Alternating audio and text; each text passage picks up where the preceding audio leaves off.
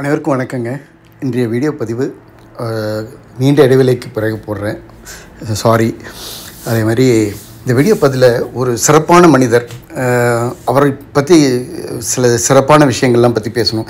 இந்த காலத்தில் இப்படி ஒரு மனுஷரா அப்படின்னு சொல்லிட்டு உங்களுக்கே இந்த வீடியோ பதிவு பார்த்து முடிக்கும்போது தோணும். வாங்க பார்க்கலாம். யார் இவர் எனக்கே பார்க்கணும் போல் இருக்குன்னு சினிமா டயலாகில் வர மாதிரி தாங்க. அவர் வேறு யாரும் இல்லைங்க, நம்மளுடைய ராகுல் டிராவிட் கிரிக்கெட்டர் தான். உங்கள் எல்லாருக்குமே தெரியும், ராகுல் டிராவிட் கோச்சில் T20 வேர்ல்ட் கப்பில் இந்தியா சாம்பியன்ஷிப் வாங்கினதும், அதை தொடர்ந்து BCCI பிரமாதமாக செலிப்ரேட் பண்ணதும் உங்கள் எல்லாருக்குமே தெரியும். இதில் ஒரு முக்கியமான விஷயம் என்னென்னு பார்த்தீங்கன்னா, எல்லாருக்கும் போனஸ் எல்லாம் அனௌன்ஸ் பண்ணாங்க. இந்த வேர்ல்ட் கப் சாம்பியன்ஷிப் வாங்கினதில் BCCI இதில் பார்த்தீங்கன்னா 2.5 crore எக்ஸ்ட்ராவாக அடிஷ்னல் போனஸாக ராகுல் டிராவிட்க்கு ஒரு ஆஃபர் பண்ணாங்க. பட் அதில் அவருடைய பெரிய விஷயம் என்னென்னு பார்த்தீங்கன்னா, அந்த 2.5 crore அடிஷ்னலாக கிடைக்கிற போனஸை அவர் எனக்கு மட்டும் வேண்டாம், என்னுடைய சேர்ந்து ஒர்க் பண்ண எல்லா கிரவுண்ட் ஸ்டாஃபுக்கும் ஈக்குவலாக டிஸ்ட்ரிபியூட் பண்ணி கொடுங்க அப்படின்னு சொல்லி அவர் BCCIயை கேட்டுக்கிட்டார். இந்த மாதிரி ஒரு நியூஸ் அவர் டிக்ளேர் பண்ணோன்னே, அது வெளியில் வந்தோடனே பார்த்தீங்கன்னா, மற்ற கண்ட்ரியோட கிரிக்கெட்டர்ஸு ஆனந்த் மஹிந்திரா அவர் எல்லாருமே ட்வீட் பண்ணியிருந்தாங்க. இது வந்து இன்டர்நெட்டில் வைரலாக பரவிச்சுங்க அவருடைய பெருந்தன்மையை பற்றி. இதில் ஒரு வருத்தமான விஷயம் என்னென்னு பார்த்தீங்கன்னா, நம்ம சவுத் சேனல்ஸ் ஒரிசா தவிர வேறு யாருமே இதை டெலிகாஸ்ட் பண்ணலைங்க. கர்நாடகாலேருந்து ஒரு நேயர் வந்து பார்த்திங்கன்னா சொல்லியிருக்கிறாரு, இவர் பெங்களூர் சேர்ந்தவராக இருந்தால் கூட கர்நாடகா சேனலில் கூட அதை பற்றி எந்த நியூஸும் வரல. அதே மாதிரி ஒரிசா சேனல் மட்டும் கண்டிப்பாக அவருடைய இந்த பெருந்தன்மையான விஷயத்தை அவங்க ஒரு நியூஸ் போட்டிருந்தாங்கங்க. அது பாராட்டப்பட வேண்டிய விஷயம். நம்ம அரசியல்வாதிகளும் சரி, நடிகர்களும் சரி, ஒரு சின்ன பேனா கொடுத்தா கூட அவ்வளோ ஒரு பப்ளிசிட்டி பண்ணுற நம்ம மீடியாக்கள்லாம் இவ்வளோ பெரிய விஷயத்தை கண்டுகொள்ளாமல் விட்டுட்டாங்க. தமிழ்நாட்டிலையும் சரி, மற்ற சவுத் சேனல்ஸ்லேயும் சரி. அடுத்ததாக நம்ம அவரை பற்றி கொஞ்சம் பேக்ரவுண்டை பார்ப்போங்க.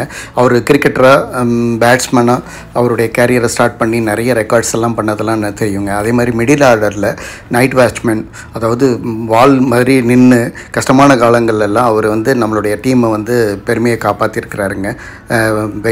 அதே மாதிரி அவர் கோச்சாக ரெஸ்பான்சிபிலிட்டி எடுத்த பிறகு பார்த்திங்கன்னா, Under-19 வேர்ல்ட் கப்பில் 2016 முதல்ல ரன்னர்-அப், அதாவது ஃபைனலில் வந்து தோற்று போயிட்டாங்க. அதுக்கப்புறம் 2018 பார்த்திங்கன்னா Under-19 world cup India win பண்ணிச்சுங்க. அதேமாதிரி சேம் 2023 பார்த்திங்கன்னா ரன்னர்-அப் ஃபைனலில் வந்து நம்ம தோற்று போனது தெரியும் வேர்ல்ட் கப்பில். அதே மாதிரி 2024 T20 வேர்ல்ட் கப்பில் கோச்சாக அவர் இருந்து இந்த சாதனையும் படைச்சிட்டாருங்க. வேர்ல்ட் கப் சாம்பியன்ஷிப் வாங்கியாச்சுங்க 17 வருஷம் கழிச்சு. அதே மாதிரி அவருடைய லீடர்ஷிப் ஸ்கில்லு தாங்க இதுக்கு மெயினான காரணம். பார்த்திங்கன்னா தொடர்ந்து south Africa, New Zealand, west Indies எல்லா சீரீஸ்லேயும் வின் பண்ணிட்டு வந்தாங்க. அதே மாதிரி இங்கிலாண்டில் அவங்க கிரவுண்ட்லேயே சீரீஸ் வின் பண்ணது ஆஃப்டர் லாங் டைம் இவர் பீரியடில் தாங்க. அதே மாதிரி இவருக்கு பத்மபூஷன் அவார்டும் கிடச்சிருக்குது இடையில. ஆனால் சுனில் கவாஸ்கர் பார்த்திங்கன்னா அவருக்கு பாரத் ரத்னா கொடுக்கணும்னு சொல்லிட்டு அவர் ரிக்வெஸ்ட் பண்ணியிருக்கிறாரு கவர்மெண்ட்டை. அதே மாதிரி அடுத்ததாக பார்க்குறது நம்ம அன்சுமன் கைக்வாட். இவரும் ஒரு கிரிக்கெட்டராக கோச்சாக இருந்து நம்ம டீமில் இருந்தவர். இவருக்கு ஒரு பெரிய கஷ்டகாலங்க. பார்த்திங்கன்னா இவருக்கு கேன்சர் ட்ரீட்மெண்ட்டுக்காக பைசா தேவைப்பட்டப்போ BCCI இனிஷியலாக அவங்க வந்து கொடுக்கல.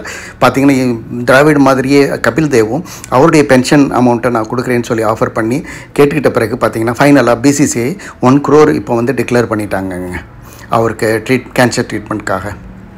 நம்ம ஃபிலிம் இண்டஸ்ட்ரியை கம்பேர் பண்ணும்போது பார்த்திங்கன்னா கிரிக்கெட்டர்ஸ்க்கு வருமானம் கம்மி தான் சொல்லலாம். அதே சமயத்தில் ஃபிலிம் இண்டஸ்ட்ரி பிக் பிஸ்னஸுங்க. அதில் ஏகப்பட்ட நம்மளுடைய ஹீரோக்கள்லாம் நீங்கள் பார்த்துருப்பீங்க. அவங்கெல்லாம் க்ரோர்ஸில் தான் அவங்களுடைய ஃபிலிமுக்கு இது வாங்குகிறாங்க, சார்ஜஸ் பண்ணுறாங்க. அப்படி இருக்கிற பட்சத்தில் அந்த இண்டஸ்ட்ரியில் பார்த்திங்கன்னா இந்த மாதிரி ஒரு பெருந்தன்மையான விஷயம் ஏன் நடக்க மாட்டேங்குதுன்னு எனக்கு தெரியலைங்க.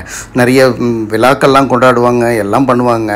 ஆனால் அதே சமயத்தில் நீங்கள் கோவிடுக்கு அப்புறம் பார்த்திங்கன்னா நிறைய சிறிய கலைஞர்கள்லாம், அதாவது ட்ரீட்மெண்ட்டுக்கே பணம் இல்லாமல் இறந்து போனவங்கள்லாம் லிஸ்ட்டாக பார்த்துருப்பீங்க தொடர்ந்து.